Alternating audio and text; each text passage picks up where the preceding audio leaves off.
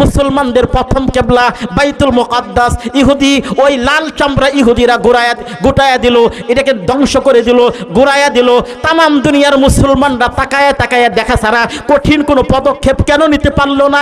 একটাই কারণ হলো মুসলমান তার ইমানি চেতনা ভুলে গেছে, মুসলমান তার ঐতিহ্য ভুলে গেছে, মুসলমান তার পরিচয় ভুলে গেছে, মুসলমান এটাই ভুলে গেছে ওই আল্লাহর সাথে সম্পর্ক করতে পারলে দুনিয়ার কোনো বাতিল, দুনিয়ার কোনো কাফের মুসলমানের সাথে টিকে পারতে পারে না, মুসলমানের সম্মুখে দাঁড়াইতে পারতো না। একটাই কারণ, কাফের বেঈমান ভালো করে জানে মুসলমানদের আল্লাহ থেকে সরায়া দাও, মুসলমানকে ইসলাম থেকে সরায়া দাও, মুসলমানদেরকে তার রাসূলের থেকে দূরে সরায়া দাও, তখন মুসলমানদেরকে গুলি করে মারলেও আমার আল্লাহ পাক কোনো পদক্ষেপ নেবে না। কেন? আল্লাহর সাথে সম্পর্ক নাই। কিসের সাথে? কোন বাপ মার সাথে সম্পর্ক না থাকলে ওই সন্তানকে সমাজে যেমন মূল্যায়ন করে না, আল্লাহর সাথে সম্পর্ক না থাকলে আল্লাহ পাক ওই বান্দার দিকে রহমতের নজরে তাকাই না। আসসালামু আলাইকুম ওয়া রাহমাতুল্লাহি ওয়া বারাকাতুহু।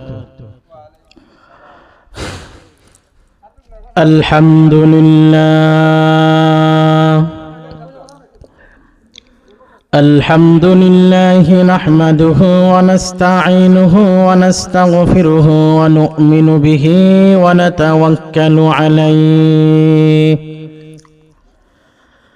ওয়া নাউযু বিল্লাহি মিন শুরুরি আনফুসিনা ওয়া মিন সাইয়্যাতি আ'মালিনা।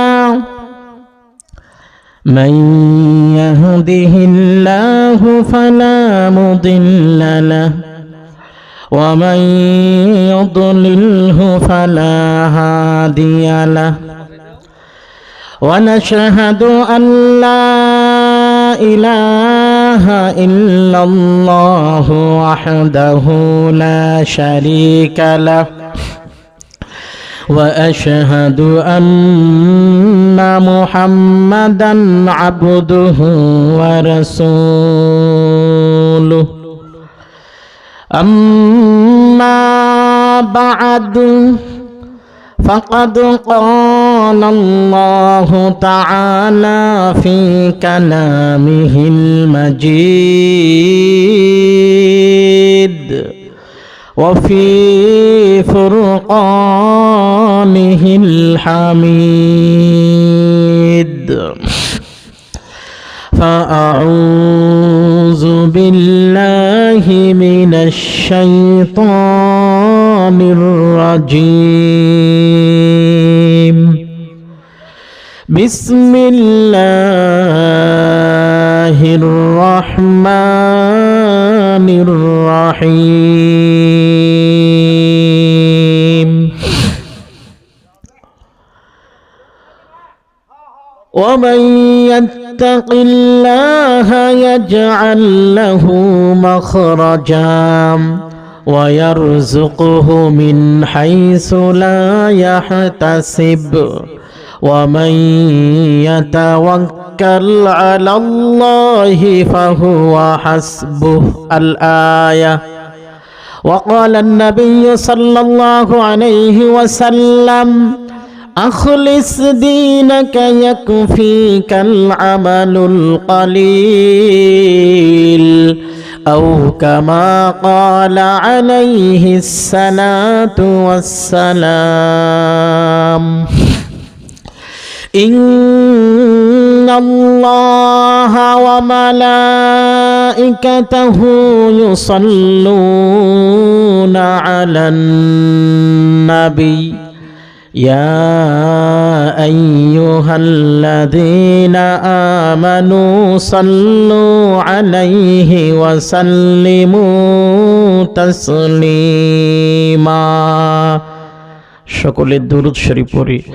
আল্লাহুম্মা সাল্লি আলা মুহাম্মাদ ওয়া আলা আলি মুহাম্মাদ কামা সাল্লাইতা আলা ইব্রাহিম ওয়া আলা আলি ইব্রাহিম إنك حميد مجيد. اللهم بارك على محمد وعلى آل محمد كما باركت على إبراهيم وعلى آل إبراهيم إنك حميد مجيد কাসিমৌ মুহাম্মদিয়া নুরানি হাফিজিয়া মাদ্রাসা ও এতিমখানা ও যুব সমাজের উদ্যোগে ইসলামী মহাসম্মিলনের সম্মানিত সভাপতি, বিশেষ অতিথি, প্রধান অতিথি, আমন্ত্রিত হযরত উলামায়ে কেরাম, আজকে উপস্থিত আজকের এই জান্নাতি প্যান্ডেলে স্টেজে আমার সম্মুখে হযরত মুরব্বিয়ানে ইজম, দিনদার যুবক ভাইরাম, মঞ্চে উপবিষ্ট হযরত উলামায়ে কেরাম, আমরা সকলে সে মহান দরবারে, আল্লাহ পাকের আলিশান দরবারে গোলামের পরিচয় দিতে গিয়ে সকলেই কালিমাতে শুকর আদায় করি, সকলে বলি আলহামদুলিল্লাহ। মুহতারাম মুআজ্জাজ হাজিরিন, আমরা যেই জমিনে বসা, এই জমিনের মালিক কে? আল্লাহ। যেই আসমানের নিচে বসা, আমরা এই যে আল্লাহ পাক আসমানটাকে সামিয়ানা বানায়া আমাদের মাথার উপর রেখে দিয়েছে, এই আসমানের মালিক কে? আল্লাহ। পাহাড় পর্বত নদী নালা খাল বিল সবকিছুর মালিক কে? আল্লাহ। এটা আওয়াজ দিয়ে বলা যাবে, সবকিছুর মালিক কে? আমার মালিক কে? আল্লাহ। আপনার মালিক কে? সমস্ত কুল কায়নাতের মালিক কে? আল্লাহ। ওই মালিকের সাথে সম্পর্ক করতে পারলে লাভ না ক্ষতি? দুনিয়ার মানুষ দুনিয়ার ফায়দা হাসিল করার জন্যে, দুনিয়ার লাভ হাসিল করার জন্যে নেতাদের সাথে সম্পর্ক স্থাপন করে, ঠিক কিনা? বড় বড় এমপি মন্ত্রীদের সাথে সম্পর্ক স্থাপন করে কেন? দুনিয়ার ফায়দা লাভ করা যাবে, দুনিয়ার সুবিধা ভোগ করা যাবে। এই যে দুনিয়াতে মানুষ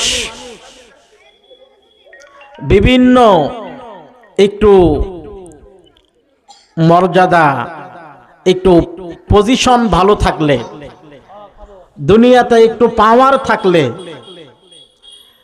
একটু আলাদা ক্ষমতা থাকলে মানুষ তাদের সাথে সম্পর্ক করতে চায় কেন? দুনিয়াতে কিছু ফায়দা হাসিল করা যাবে, দুনিয়াতে কিছু সুযোগ সুবিধা লাভ করা যাবে। মুহতারাম মুআজ্জাজ হাজিরিন, আমি জিজ্ঞেস করি, এই দুনিয়ার নেতা খেতা, দুনিয়ার বিভিন্ন এমপি মন্ত্রীদের সাথে সম্পর্ক গড়ে ফায়দা হাসিল করার জন্য, কিছু সুবিধা ভোগ করার জন্য, আমি জিজ্ঞেস করি এই সুবিধা কতদিন ভোগ করা যাবে?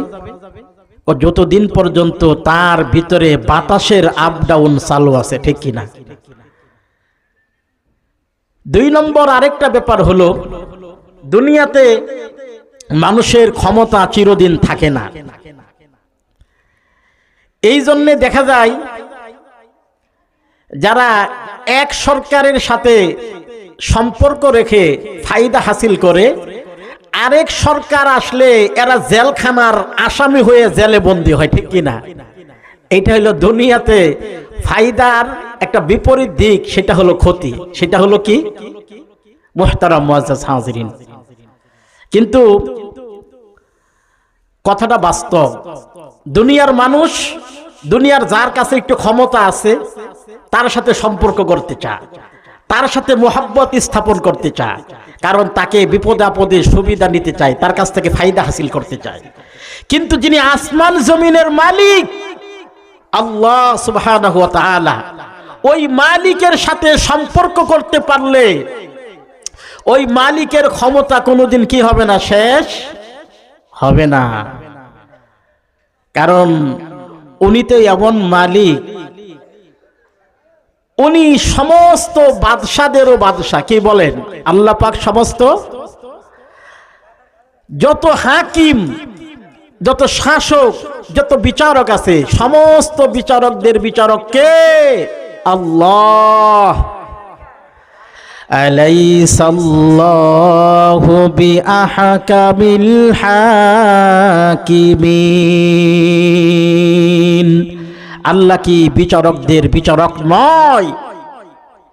এই সূরা ৩-এর শেষের আয়াত তেলাওয়াত করার পরে হাদিসের ভিতরে আছে, বলতে হয় বালা, অবশ্যই আল্লাহ পাক সমস্ত বাদশাদের বাদশা, রাজাদিরাজ। কুলিল্লাহুম্মা মালিকাল মুলকি তুতিল মুলকা মান তাশা ওয়া তুইজ্জু মান তাশা ওয়া তুযিল্লু মান তাশা বিয়াদিকাল খায়র ইন্নাকা আলা কুল্লি শাইইন কাদির। আল্লাহু আকবার। কুলিল্লাহুম্মা মালিকাল মুলক, হে নবী আপনি বলুন, মালিকাল মুলক, হে সমস্ত রাজত্বের বাদশা, তুতিল মুলকা মান তাশা, আপনি যাকে চান ক্ষমতা দান করেন, ওয়া তানজিউল মুলকা মিম্মান তাশা, যার থেকে ইচ্ছা ক্ষমতাকে ছিনায় নেন, ঠিক কি না? ওয়া তুইজ্জু মান তাশা, যাকে চান উনি ইজ্জত দান করেন, ওয়া তুযিল্লু মান তাশা, যাকে চান অপমানিত, লাঞ্ছিত, অপদস্থ করেন। এই লাঞ্ছনা অপমান থেকে ফিরাবার দুনিয়ার কেউ, বিয়াদিকাল খায়র, সমস্ত কল্যাণ যার হাতে, তিনি হলেন ইন্নাল্লাহা আলা কুল্লি শাইইন কাদির, সর্বময় ক্ষমতা যার কাছে, সমস্ত জিনিস উপরে যার ক্ষমতা রয়েছে, সর্বশক্তিমান যিনি, তিনি হলেন আল্লাহ সুবহানাহু ওয়া তাআলা। তিনি কি কন্ত? মুহতারাম মুআজ্জাজ হাজিরিন, আমার আলোচ্য বিষয় একটু আপনারা মাথায় রাখবেন। আমি এলুপাথারে কথা বলি না, যে কোনো সাবজেক্ট কেন্দ্রিক কথা বলি। দুনিয়ার মানুষ, দুনিয়ার বিভিন্ন রকমের নেতা, এমপি, মন্ত্রী, সরকারি লোক, দলীয় লোকের সাথে সম্পর্ক গড়ে কিসের কারণে? কিছু ফায়দা হাসিল করার জন্য। কিসের জন্য কোন? কিন্তু এই ফায়দা তো চিরদিন হাসিল করা যায় না, কারণ চিরদিন কেউ ক্ষমতায় থাকতে পারে না। কিন্তু ওই মালিক, যেই মালিক সব কিছুর মালিক, সব কিছুর ক্ষমতা যার হাতে, ওই মালিকের সাথে সম্পর্ক করতে পারলে দুনিয়াতেও কোনো ভয় নাই, পরকালেও কোনো, ওই মালিকের সাথে সম্পর্ক আমাদের নাই। এটা হলো সবচাইতে বড় বদনসিব, আমাদের কপাল পোড়া, যে আমরা মালিকের সাথে, আল্লাহর সাথে আমাদের সম্পর্ক নাই। কবেন হুজুর এগুলা কি কন? মুহতারাম মুআজ্জাজ হাজিরিন, চিন্তা করেন, আমার নাম হলো গোলাম মাওলা। আমার নামটা কি? আমার নাম গোলাম মাওলা। এই যে আপনাদের এখানে ইউনুস, যে আপনাদের হুজুর খতিব সাহেব ছিল, উনি আমাদের দুধনই যে এলাকায় এখন মাদ্রাসার মুহতামিম, আমি সেই এলাকার মসজিদের ইমাম ও খতিব, এবং আমাদের জিনাইগাতিতে আমার বাড়ি। তো আমি আল্লাহর বরত্বের কথা, মহত্বের কথা, বাস্তব কথা যদি না বলি, আমার নাম যে গোলাম মাওলা, আমি আল্লাহর গোলাম, এই কথার কি বাস্তবতা থাকলো? আমার নামটাই তো হলো গোলাম মাওলা, মানে আল্লাহর গোলাম। তো গোলামের কাম কি? মনিবের শান মান তুলে ধরা, মনিবের গুণ তুলে ধরা, মনিবের গোলামি করা, দাসত্ব করা, আনুগত্য করা, মনিবের প্রতি সব সময় বিনয় আর নত থাকার নাম গোলাম। কি কন্ত? আমার নাম যদিও গোলাম মাওলা, কিন্তু তামাম দুনিয়ার যত মানুষ আছে, সমস্ত মানুষ তো বাস্তবিক পক্ষে আল্লাহর গোলাম। কার গোলাম কন্ত? এ দেখেন কোরআনুল কারীমের পরিচয়, আমরা হলাম আব্দ। আমরা কি কন্ত? আব্দ। আমরা হলাম আল্লাহ পাকের আব্দ। আব্দ শব্দের অর্থ হলো, উর্দুতে বলা হয় বান্দা, বাংলাতে বলা হয় দাস, গোলাম। কি বলা হয় কন্ত? এই জন্য আমাদের নবীকেও আল্লাহ পাক আব্দ বলছে। কি বলছে কন্ত? وَإِن كُنتُمْ فِي رَيْبٍ مِّمَّا نَزَّلْنَا عَلَى عَبْدِنَا فَأْتُوا بِسُورَةٍ مِّن مِّثْلِهِ وَإِن كُنتُمْ فِي رَيْبٍ مِّمَّا نَزَّلْنَا। যদি তোমরা সন্দেহ পোষণ করো আমি আমার বান্দার উপরে যা নাজিল করেছি। আব্দিনা মানে কার বান্দা? হুজুর আমার বান্দা। কি কোন ঠিক না? আব্দিনা জন্মতাকাল্লিমা, আমার বান্দা মুহাম্মদ সাল্লাল্লাহু আলাইহি সাল্লাম, আমি তার উপরে যে কোরআন নাজিল করেছি, এই কোরআন আল্লাহর পক্ষ থেকে অবতীর্ণ কি না, এটা নিয়ে যদি তোমাদের সন্দেহ হয় ফাতু বিসূরাতিম মিন মিসলি, তার অনুরূপ একটা সূরা বানায় আনো। ঠিক কি না? তাহলে আব্দ এটা আমাদের পরিচয়। আমরা হলাম আব্দ, আল্লাহ পাকের গোলাম। আল্লাহ পাকের কি বলেন তো? গোলাম। মুহতারাম মুআজ্জাজ হাজিরিন, এখন আব্দুনের বহু বচন হলো ইবাদ। কি কন্ত? কোরআনে আছে না, ফাদখুলি ফি ইবাদি ওয়াদখুলি জান্নাতি। আল্লাহু আকবার, কত সুন্দর কথা। মুহতারাম মুআজ্জাজ হাজিরিন, আমরা ওই মালিকের সাথে আমাদের সম্পর্ক নাই। কার সাথে সম্পর্ক নাই? ওই মালিকের সাথে আমাদের সম্পর্ক পরিপূর্ণভাবে নাই। কিভাবে নাই কন্ত? পরিপূর্ণভাবে মালিকের সাথে সম্পর্ক আমাদের নাই। এটা আমাদের জন্য বড় দুঃখের বিষয় যে আজকে মুসলমানের মালিকের সাথে সম্পর্ক নাই। কার সাথে সম্পর্ক নাই? দেখেন, অথচ মালিক আমাদেরকে কত সম্মানী করেছে, আমাদেরকে কত মর্যাদাশীল করেছে। আল্লাহ কোরআনে বলতেছেন, ওয়ালাকাদ কাররামনা বানি আদম, অবশ্যই আমি বনি আদমকে মর্যাদাশীল করেছি, বনি আদমকে দামি করেছি। কি করেছি কন্ত? আমরা তো বনি আদম, আদমের সন্তান। কার সন্তান? আদমের সন্তান। আল্লাহ পাক আমাদেরকে দামি করছে, সম্মানিত করছে। এই জন্য দেখেন, আমরা যদি সম্মানী হয়, মেহমান, জান্নাতে আমরা আল্লাহর মেহমান হব। জান্নাতে কি হব কন্ত? আল্লাহর মেহমান। আর দুনিয়াতেও যদি আমরা নামাজি, দিনদার, মুত্তাকি, পরহেজগার হতে পারি, তবুও দুনিয়াতেও মেহমান হব। আর মেহমানকে সম্মান করতে হয়। কি করতে হয়? দেখেন তো, আল্লাহ পাক আমাদের সম্মুখে যত ফলমূল দান করেছে, সমস্ত ফলমূলের উপর প্যাকেট আছে কিনা, কাবার আছে কিনা? মেহমানের সামনে যদি খানা ঢাইকা না দেওয়া হয়, মেহমান মনে করবে এই মেজবান সম্মান করতে জানে না। কারণ মেহমানের সম্মুখে খানা ঢাইকা উপস্থাপন করা, সামনে পেশ করাই হলো মেহমানের সম্মান। ঠিক কিনা? তো আল্লাহ পাক যত ফলমূল দান করছে, খাবার দান করছে, একটা খাবার ভাই করতে পারবে যেটা প্যাকেট নাই, কাবার নাই? কি বলেন? দানের কাবার আছে, গমের কাবার আছে, ফল যত আছে, আম, কাম, আম, জাম, কাঁঠাল, লিচু, কমলা, সবকিছুর উপরে একটা কাবার আছে। কি আছে কোন? মুহতারাম মুআজ্জাজ হাজিরিন, আল্লাহ পাক কত সম্মান আমাদের কি করছে, যে আল্লাহ পাকের সম্মানিত বান্দারা, আল্লাহ পাকের মেহমানরা ফলমূল খাবে, এই ফলের উপরে যাতে কোনো ভেজাল ঢুকতে না পারে উপরে প্যাকেট করে দিছে, কাবার লাগায় দিছে। ঠিক কিনা কোন? কিন্তু মুসলমান এই এত সুন্দর ফলগুলা ফরমালিন থেকে মুক্ত, ভিটামিন যুক্ত, আর সেগুলার ভিতরে আমরা ফরমালিন ঢুকাইয়া ভেজাল করি। ঠিক কিনা? আমরা কোন পর্যায়ে চলে গেছি? আল্লাহ পাক দিলেন ভেজাল মুক্ত ফল, খাবার, আমরা করলাম সেটার ভেজাল যুক্ত। ঠিক কি রকম? আমরা মুসলমানরা এই কামগুলো করি। চিন্তা করেন, আমরা আল্লাহ পাক আমাদেরকে কত সম্মান আল্লাহ পাক দান করছে। সম্মানিত বান্দা, আল্লাহ পাক আমাদেরকে বানায়া যত খাবার আছে সব খাবার প্যাকেট করে আমাদের সম্মুখে হাজির করছে।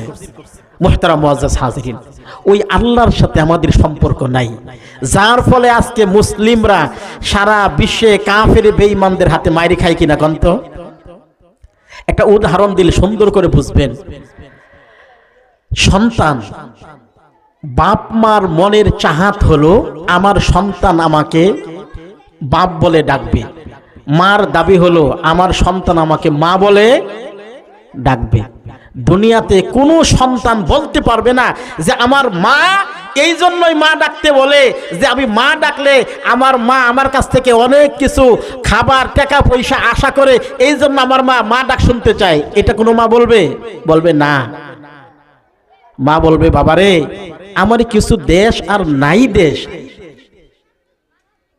আমাকে শুধু মা বলে একটু ডাক দিবি। বাড়িতে ঢোকার সময় একবার মা বলে ডাক দিবি, বাড়ি থেকে বের হয়ে যাওয়ার সময় একবার মা বলে ডাক দিবি। আমি মার কলিজা ঠান্ডা হয়ে যাবে, ঠিক কি না?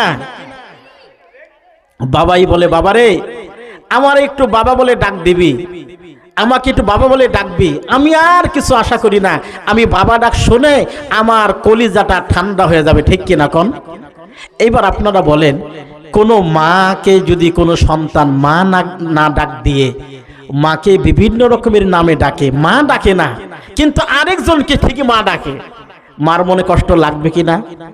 বাবাকে বাবা ডাকে না, আরেকজনকে ব্যাপক হারে বাবা ডাকে, বাবার মনে কষ্ট লাগবে কি না? কেন? আমি তো তোর জন্মদাতা পিতা। মা বলবে বাবারে আমি তো তোর জন্মধারিণী মা, আমাকে তো মা ডাক দিলি না, আমি মার মনে কষ্ট লাগে। তো একজন মা একজন বাবা যদি সন্তানকে জন্ম দেওয়ার কারণে মা বাবা ডাক না শুনলে মনের ভিতরে কষ্ট লাগে, যেই আল্লাহ আমাকে আপনাকে বানাইছে ওই বান্দা যদি আল্লাহকে নামাজের সময় গিয়ে ডাক না দেয়, আমার আল্লাহর কি কষ্ট লাগে না? আমার আল্লাহর কষ্ট লাগে।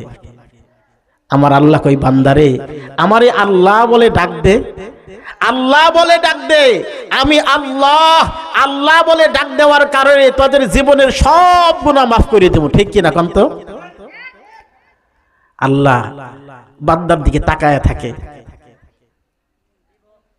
বান্দার দিকে তাকায় থাকে যে আমার বান্দা আমার গোলামি করবে, আমার বান্দা আমি আল্লাহকে আল্লাহ বলে ডাক দিবে, আমি আল্লাহর কুদরতি অন্তর ঠান্ডা হয়ে যাবে, বান্দা যত বিপদে পড়বে আমি আল্লাহ সাহায্য করব। মুহতারাম মুআজ্জাজ হাজিরিন, দুঃখ আর কষ্টের সাথে বলতে হয় যে আজকে আমরা মুসলমান, আল্লাহর সাথে আমাদের সম্পর্ক নাই, কিন্তু ইবাদত করার যত মাধ্যম সব আছে। কি আছে কোন? ওযু করার জন্য পানির অভাব আছে, নামাজের জন্য মসজিদের অভাব আছে, মাসলা মাসাইল জানার জন্য বলেন তো দেখি আলেম ওলামার অভাব আছে। আজকে মোবাইলে পর্যন্ত আপনি ঢুকে সার্চ দিলে যে কোনো মাসলাকে বের করতে পারবেন, জানার কোনো অভাব নাই, শরীয়তের বিষয় জানার কোনো অভাব নাই। আপনি সব কিছু ইবাদত বন্দেগী করার জন্য আপনার সামনে আছে, কিন্তু আমরা গাফলতের মধ্যে পড়ে গেছে। মুসলমান কিসের ভিতরে পড়ে গেছে কোন? গাফলতের ভিতরে পড়ে গেছে। এই পরিমাণ গাফলতির মধ্যে আমরা পড়ছি যে মুসলমান সৎ নিয়ত করারও সাহস করে না। কি নিয়ত করার কোন? তো সৎ একটা নেক কাজের নিয়ত করব, এটাও কি করে না, সাহস। এই যে আজকে মাহফিল এই জায়গায় হচ্ছে, আজকে বলেন তো দেখি এখানে কয়জন লোক বসা আর বাজারে কতগুলা লোক বসা? এখানে যত লোক বসা এর চাইতে বহু ডাবল লোক বাজারে আছে। আসলে এই লোকগুলা কি মুসলমান না? তাহলে এই লোকগুলা যদি মুসলমান না হয়, এই লোকগুলা যদি, আমার প্রশ্ন হলো এই লোকগুলা যদি মুসলমান হয় তাহলে আজকে এখানে কোরআন ও হাদিসের আলোচনা চলতেছে, এখন কেন তারা বাজারে? কারণ এরা তাদের মুসলমানিত্ব ভুলে গেছে। কি ভুলে গেছে কোন? তো মুসলমান দুনিয়ারে বড় মনে করতেছে, আখিরাতে ছোট মনে করতেছে। যদি আমাদের ভিতরে ঈমান, আখিরাত, পরকাল এগুলার বড়ত্ব মহত্ব থাকতো, দেখতেন বাজার ফাঁকা থাকতো, এই সবার মাহফিলের প্যান্ডেল ভরে গেছে, ঠিক কি না? কথা কিন্তু বাস্তব। আমাদের অবস্থা কোন পর্যায়ে চলে গেছে? আজকে হাজার হাজার টাকা খরচ করে এই মাদ্রাসার কর্তৃপক্ষ এই মাহফিলের ব্যবস্থা করছে। কি কোন? মুহতারাম মুআজ্জাজ হাজিরিন, আল্লাহ পাক বান্দারে সম্মানী বানাইছে। বান্দা যদি সম্মানের জায়গায় থাকতে না পারে, এই বান্দার খবর আছে। এই বান্দার কি আছে? কি কোন?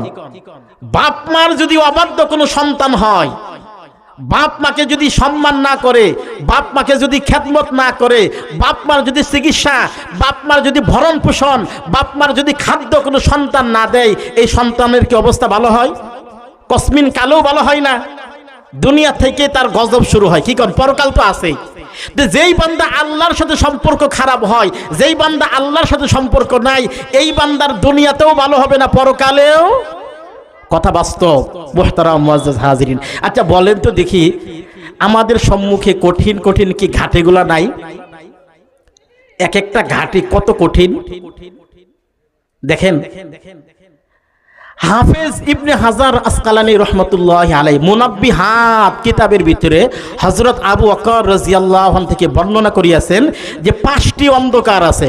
কয়টি অন্ধকার আছে? 5টি অন্ধকার আছে। আর সেই 5টি অন্ধকারের জন্য 5টি চেরাগ আছে। কয়টি চেরাগ? চেরাগ বুঝেন? বাতি। বাতি। এই যে আপনাদের এই এলাকার নাম কি? নিশ্চিন্তপুর। এই এলাকায় যদি রাতের বেলায় ক্ষেত খোলা দিয়া কোনো মানুষ চলতে চায়, লাইট ছাড়া কি যাইতে পারবে? না। হুজুর যদি কেউ যায় তো বিপদে পড়ার সম্মুখীন আছে। পোকা মাকড় সাপ ইত্যাদির কামড়ের ভয়। কেন? এটা একটা অন্ধকারাচ্ছন্ন জায়গা, ক্ষেত ও জঙ্গল ইত্যাদি। এই দিক দিয়ে যাবার গেলে অবশ্যই তাকে টর্চ লাইট, একটা আলো ব্যবস্থা করতেই হবে নিরাপদে যাইতে চাইলে। তো দেখেন, এই যে আমাদের সম্মুখে 5টা অন্ধকার আছে। কয়টা অন্ধকার?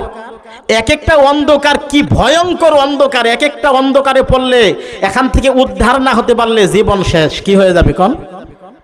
হাফেজ ইবনে হাজার আসকালানী রহমতুল্লাহ আলাইহি মুনাব্বিহাত কিতাবে হযরত আবু বকর রাদিয়াল্লাহু আনহু থেকে হাদিসটা বর্ণনা করেছেন যে 5টি অন্ধকার আছে। আর সেই 5টি অন্ধকারের চেরাগ বা বাতি কয়টা আছে? 5টা। বাতি কয়টা আছে?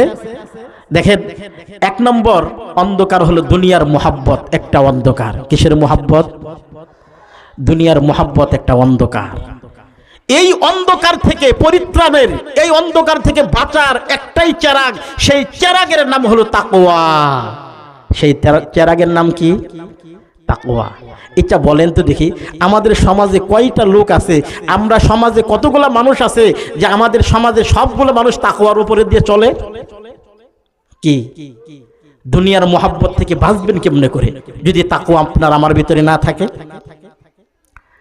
এই তাকওয়ার ব্যাপারে আল্লাহ পাক সূরা বাকারার 21 নম্বর আয়াতে ঘোষণা দিতেছেন, ইয়া আইয়ুহান নাসু উবুদু রাব্বাকুমুল্লাযী খালাকাকুম ওয়াল্লাযীনা মিন ক্বাবলিকুম লাআল্লাকুম তাত্তাকুন।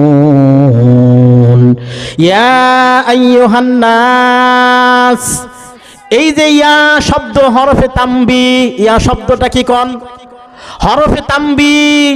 আল্লাহ পাক ইয়া আইয়ুহান নাস বলে तमाम দুনিয়ার মানুষকে সম্বোধন করে আমার আল্লাহ একটা ডাক দিলেন, একটা ঘোষণা দিলেন, ইয়া আইয়ুহান নাস, হে দুনিয়ার সকল মানুষ। কে ডাক দিছে কোন? তো আমার আল্লাহ পাক ডাক দিছে। কে ডাক দিছে?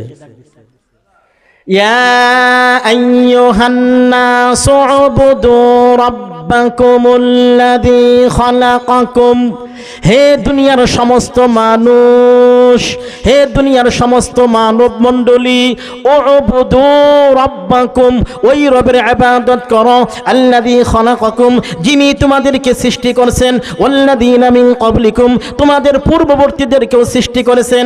এখানে প্রশ্ন হয়, তামাম দুনিয়ার মানুষ আমার আল্লাহর ইবাদত করলে ফলাফল কি হবে? আমার আল্লাহ বলেন, লাআল্লাকুম তাত্তাকুন, যাতে করে তোমরা মুত্তাকি হতে পারো, যাতে করে তাকওয়া অর্জন করতে পারো।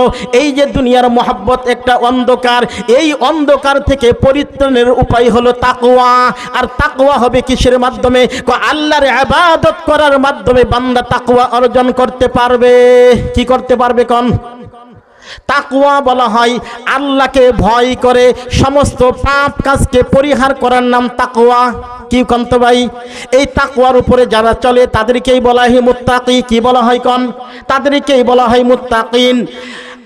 আব্দুল্লাহ ইবনে আব্বাস, যিনি রাইসুল মুফাসসিরিন ছিলেন, উনি বর্ণনা করছেন মুত্তাকিন কারা? তো মুত্তাকিন হলো তারা, মুত্তাকিন হলো যারা, মুত্তাকিন তারা যারা আল্লাহর উপরে বিশ্বাস স্থাপন করে। আল্লাহর উপরে কি করে বলেন?